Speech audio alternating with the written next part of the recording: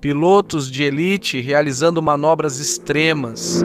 50 mil fãs testemunharam algumas das exibições mais impressionantes da aviação. Mas, quando nuvens de tempestade tomaram o aeródromo, uma apresentação saiu terrivelmente errado. Em apenas 3 segundos, um avião colide com uma área lotada de pessoas, tornando-se o desastre mais mortal já ocorrido em um show aéreo na Bélgica. Enquanto espectadores em pânico correm para se salvar, os socorristas lutam para lidar com o número crescente de vítimas. Em meio ao caos, surge uma pergunta: como um dos pilotos mais experientes pôde perder o controle de forma tão catastrófica? Esse acidente era inevitável? Ou tudo isso poderia ter sido evitado? Em 26 de julho de 1997, milhares de espectadores se reuniram para o dia de abertura do show aéreo de Austin. O evento atraiu equipes de acrobacias aéreas de todo o mundo, e para os pilotos que participaram, era uma chance de levar suas máquinas ao limite e se destacar entre os melhores. Uma das principais atrações foi o capitão Omar Bilal. Nos anos que antecederam Austin, ele venceu várias competições com os Falcões Reais da Jordânia, ajudando a estabelecer a equipe como um dos principais grupos de exibição. Com apenas 28 anos, ele agora era o líder da equipe e amplamente considerado um dos pilotos mais habilidosos no circuito internacional de acrobacias aéreas. Enquanto o público aguardava ansioso por outra exibição ousada, uma tempestade se aproximava de Ostende. Meteorologistas alertaram que ventos fortes chegariam mais tarde, justo quando Bilal competiria no Mission Impossible Trophy. Como o último dos 4 pilotos a se apresentar, o capitão voaria nas piores condições climáticas do dia. No entanto, com o céu limpo por enquanto, o show aéreo continuou conforme o planejado. Durante toda a tarde, os espectadores foram presenteados com exibições deslumbrantes de alguns dos grupos acrobáticos mais prestigiados. Enquanto as equipes russas e turcas cruzavam o campo de aviação, surgiam os primeiros sinais da tempestade. A princípio, era apenas uma chuva leve e uma brisa constante assobiando pelo campo de aviação. Quando o capitão Bilal começou a se preparar para sua apresentação, as condições estavam ainda piores. Nuvens escuras haviam coberto Ostende, reduzindo a visibilidade e tornando mais difícil julgar a distância e a altitude. Enquanto isso, o vento era tão forte que quebrava os guarda-chuvas dos espectadores. Durante a forte chuva no aeródromo, mais espectadores deixavam as áreas expostas e procuravam abrigo.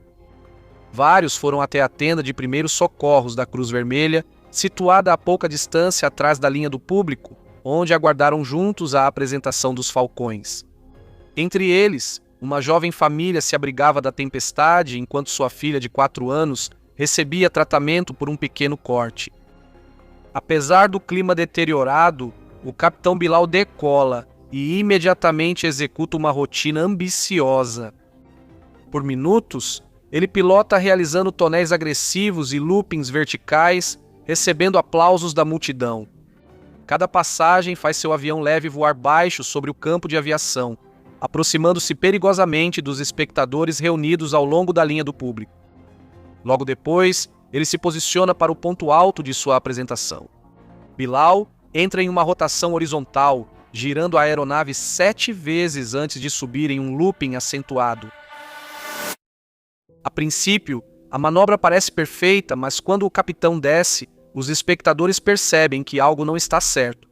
O avião dele parece hesitar no ar antes de cair rapidamente em direção ao chão. Por um momento, parece que ele pode se recuperar. Com segundos de sobra, ele consegue nivelar o avião a poucos metros do chão. Mas já é tarde demais. O avião dele se choca contra a pista logo atrás da área principal dos espectadores. Ele explode imediatamente ao impactar. Em vez de parar onde atingiu o solo, o ângulo raso da queda faz os destroços avançarem em alta velocidade. Uma bola de fogo de combustível e metal em chamas desliza pela pista, colidindo diretamente com a tenda lotada da Cruz Vermelha. A colisão lançou várias pessoas para o ar, incluindo famílias que estavam recebendo primeiros socorros dentro da tenda. Outras foram envolvidas por um tapete de chamas.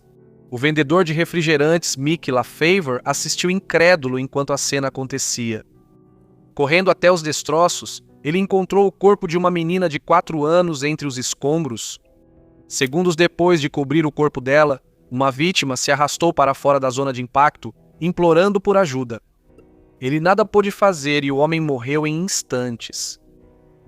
Cenas semelhantes estavam acontecendo ao redor dele.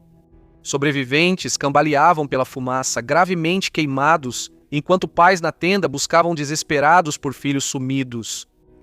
Entre eles, uma mãe buscava a filha. Um voluntário da Cruz Vermelha relatou o encontro depois. Embora eu soubesse que colegas e amigos tinham morrido, imediatamente mudei de atitude. Várias pessoas feridas vieram pedir ajuda. Eu precisava me concentrar na minha tarefa. Eu me lembro da mãe de uma menina de 4 anos vindo até mim.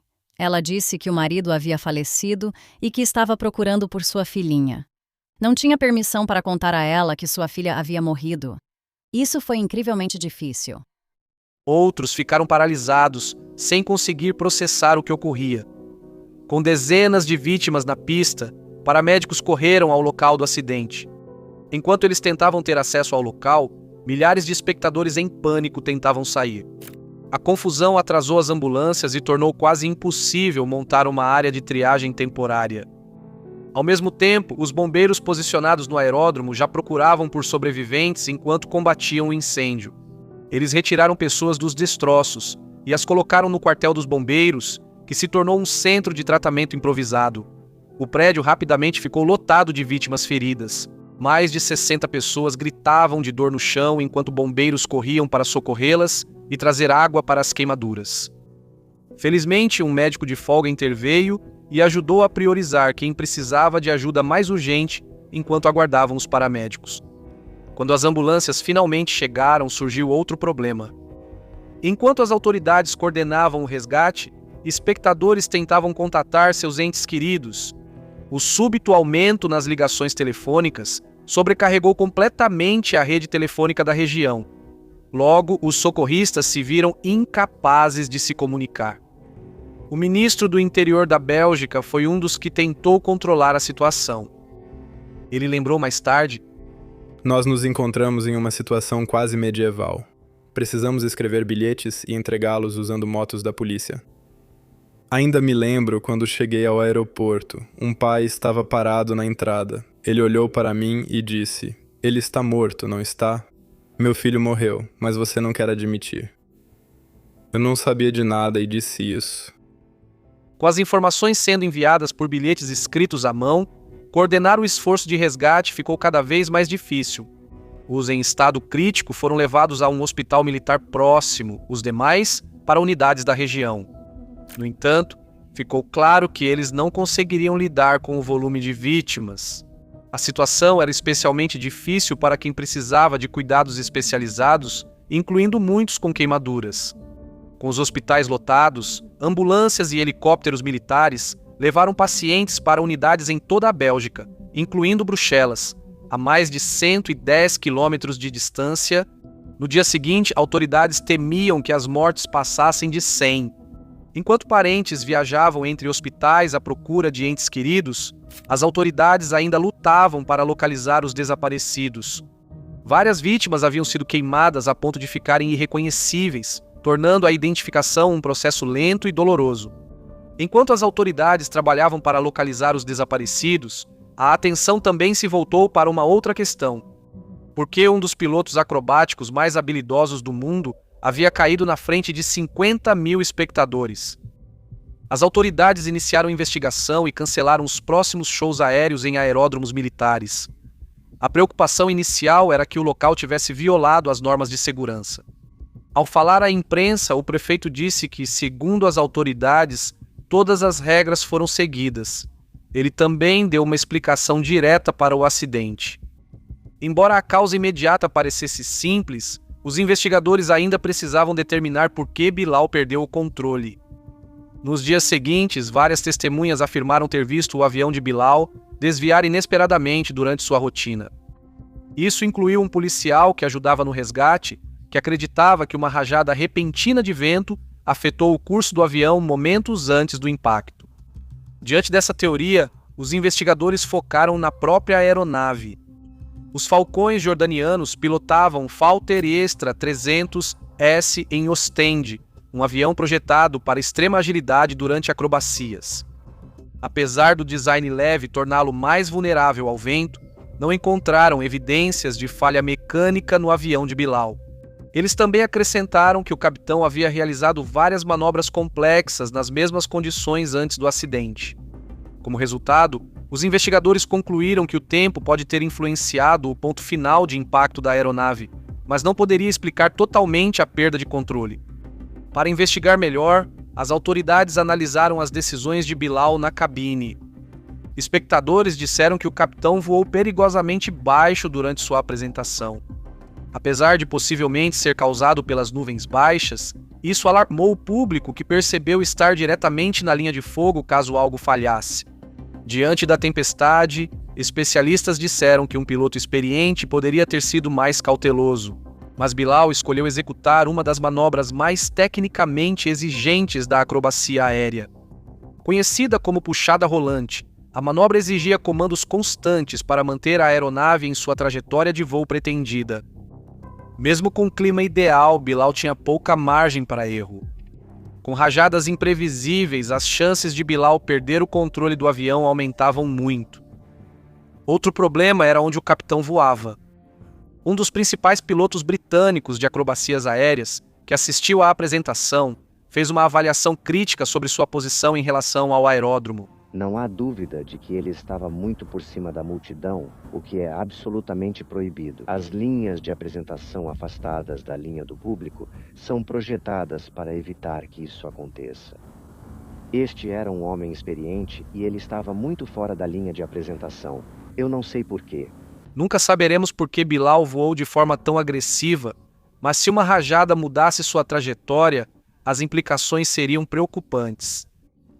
Embora a rajada pudesse tê-lo levado para a tenda da Cruz Vermelha, ele caiu a menos de 30 metros de aviões comerciais e caminhões-tanque com combustível.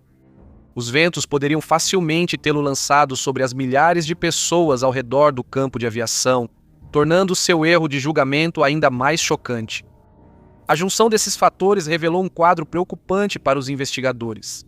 Eles concluíram, por fim, que o erro do piloto causou o acidente, mas determinar quem seria responsabilizado se mostrou muito mais complicado.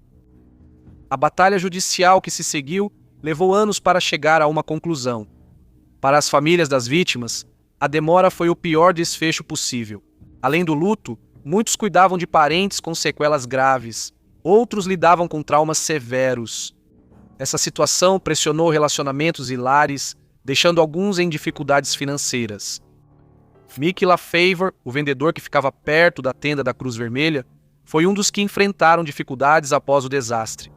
Enquanto sobreviventes e parentes enlutados buscavam um desfecho, promotores enfrentavam seus próprios problemas. Apesar de atuarem como equipe nacional de acrobacias aéreas, os falcões não eram reconhecidos como entidade jurídica pela lei jordaniana. Em outras palavras, eles não podiam ser processados ou demandados judicialmente. Eles também não podiam responsabilizar o capitão Bilal, já que ele havia morrido no acidente. Com ambos fora de alcance, a atenção do tribunal se voltou para os organizadores belgas que sediaram o evento. Tanto o diretor de voo quanto o coordenador de segurança foram investigados, mas o juiz acabou absolvendo ambos em 2003. Levaria ainda vários anos até que um segundo julgamento responsabilizasse a região flamenga da Bélgica, o aeroporto de Ostende e 3 companhias de seguros privadas pelos danos. Juntos, eles foram condenados a pagar 700 mil euros às vítimas e aos parentes dos falecidos, menos de 9 mil euros para cada um. Embora os processos legais tenham terminado, o desastre nunca realmente deixou Ostende. Para sobreviventes como Mick, a vida diária continuou sendo uma luta, e as cicatrizes psicológicas contribuíram para o fim do seu casamento. Apesar dos pedidos para relançar o evento, 1997 marcou o último show aéreo realizado em Austin. Em vez disso, sobreviventes, parentes e socorristas se reúnem todos os anos para lembrar dos que perderam a vida. A tragédia feriu mais de 70 pessoas e tirou a vida de outras 10. A vítima mais jovem tinha apenas 22 meses de idade. Assista ao próximo episódio se você achou este vídeo interessante. Por favor, deixe um like e um comentário se quiser apoiar o canal.